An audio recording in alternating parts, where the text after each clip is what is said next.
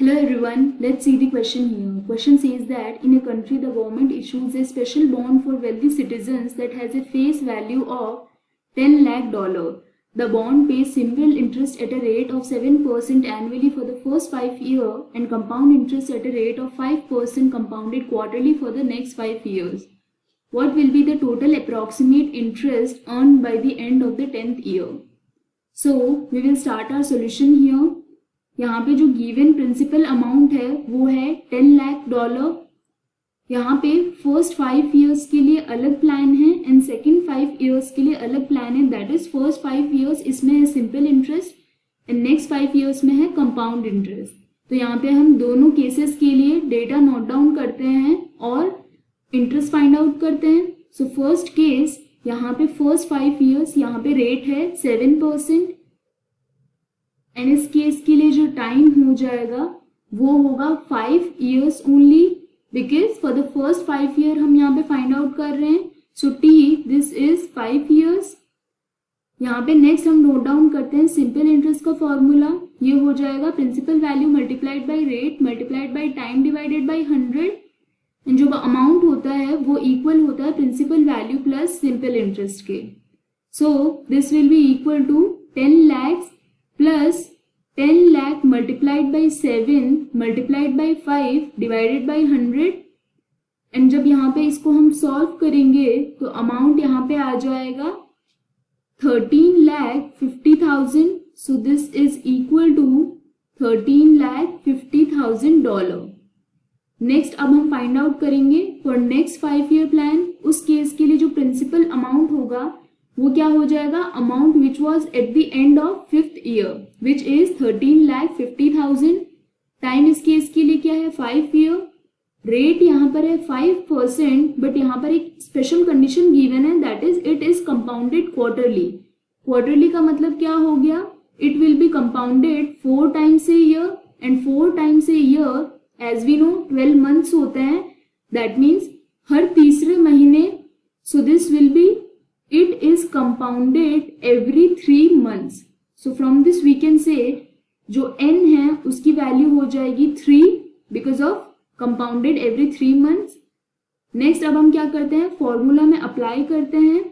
So formula इस case के लिए होता है amount equal to principal value multiplied by 1 plus rate divided by 12 by n divided by 100 to the power t multiplied by 12 by n. So for this case amount ये हो जाएगा principal value है 13,50,000 multiplied by 1 plus rate है 5 divided by 12 by n. n यहाँ पर है 3 इस case में divided by 100 to the power 5 multiplied by 12 by 3.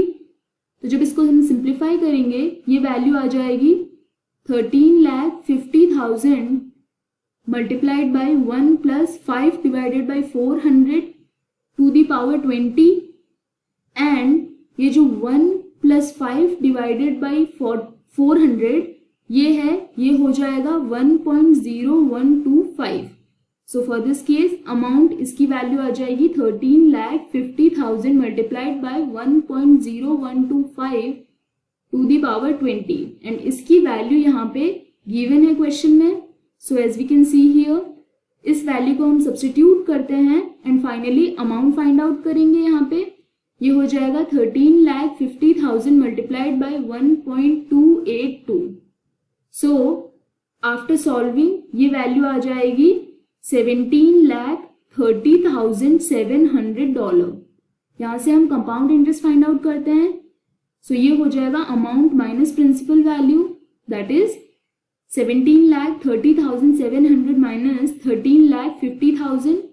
तो ये वैल्यू हो जाएगी 3,80,700 डॉलर. नेक्स्ट यहाँ पे क्या करते हैं हम फाइंड आउट करनी है यहाँ पे total interest in all these years that is 10 years. तो ये क्या हो जाएगा इंटरेस्ट जो कि फर्स्ट 5 ईयर से मिला और इंटरेस्ट जो कि नेक्स्ट 5 ईयर से मिला.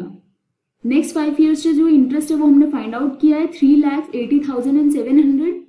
फर्स्ट 5 ईयर्स का जो इंटरेस्ट है वो क्या हो जाएगा simple interest amount minus principal value amount यहाँ पे क्या है 13,50,000 minus 10 lakhs, so this is 3,50,000.